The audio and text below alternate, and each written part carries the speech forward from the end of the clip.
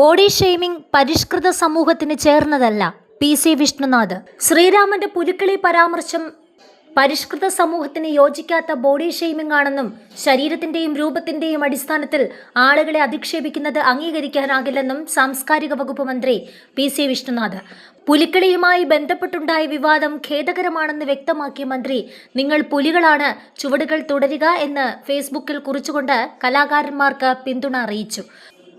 കാലാകാലങ്ങളായി പരിഷ്കരിക്കപ്പെടുന്നതിലൂടെ സമകാലികത ഉറപ്പിച്ചാണ് പുലിക്കളി എന്ന കലാരൂപം മുന്നോട്ടു പോകുന്നത്. പുരുഷന്മാർ മാത്രം ചെയ്തിരുന്ന പുലിക്കളിയിലേക്ക് ലിംഗസമത്വത്തിന്റെ രാഷ്ട്രീയം മുന്നോട്ട് വച്ച് സ്ത്രീകൾ പങ്കാളികളായി.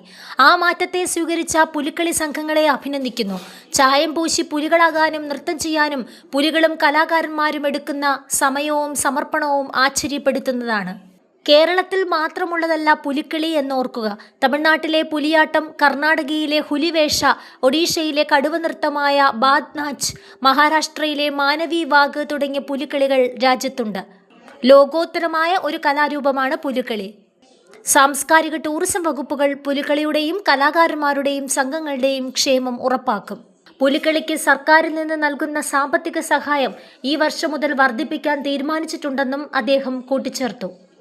പുലിക്കളി പ്രകടനങ്ങളിലെ ശാരീരിക ഘടനയെ ഓക്കാനമുണ്ടാക്കുന്ന കലാവികൃതി എന്ന് നടനും എഴുത്തുകാരനുമായ VK ശ്രീരാമൻ സോഷ്യൽ മീഡിയയിൽ വിശേഷിപ്പിച്ചതാണ് വലിയ വിവാദങ്ങൾക്ക് വഴിവെച്ചത്. സംഭവം കലാകാരന്മാർക്കിടയിൽ അമർഷത്തിനിടയാക്കുകയും വ്യാപക വിമർശനമുയർന്നതോടെ ശ്രീരാമൻ ഖേദം പ്രകടിപ്പിക്കുകയും ചെയ്തിരുന്നു. വിവാദ പരാമർശം പുലിക്കളി കലാകാരന്മാർക്ക് വലിയ മനോവിഷമമുണ്ടാക്കിയതായി മന്ത്രി PC വിഷ്ണുനാഥ് ഫേസ്ബുക്ക് കുറിപ്പിൽ ചൂണ്ടിക്കാട്ടി. കാര്യങ്ങളെ വ്യത്യസ്ത വീക്ഷണകോണുകളിൽ നിന്ന് നോക്കിക്കാണാൻ പഠിപ്പിച്ച പ്രിയപ്പെട്ട VK ശ്രീരാമനിൽ നിന്നാണ് ഇത്തരം ഒരു പ്രതികരണം ഉണ്ടായതെന്നത് ഏറെ വിഷമിപ്പിച്ചുവെന്നും മന്ത്രി പറഞ്ഞു. DYFI സംസ്ഥാന സമ്മേളന വേദിയിൽ അവതരിപ്പിച്ച മിസ എന്ന നാടകത്തിനെതിരെ നടക്കുന്ന സദാചാര സൈബർ ആക്രമണങ്ങളിൽ നാടക പ്രവർത്തകരെ പൂർണ്ണമായി പിന്തുണച്ച് സാംസ്കാരിക മന്ത്രി. നാടകം ആവശ്യപ്പെടുന്ന രീതിയിലാണ് കലാകാരന്മാർ വേദിയിലേക്ക് എത്തുന്നതെന്നും അത് പൂർണ്ണമായും അവരുടെ ആവിഷ്കാര സ്വാതന്ത്ര്യത്തിന്റെ ഭാഗമാണെന്നും മന്ത്രി വ്യക്തമാക്കി.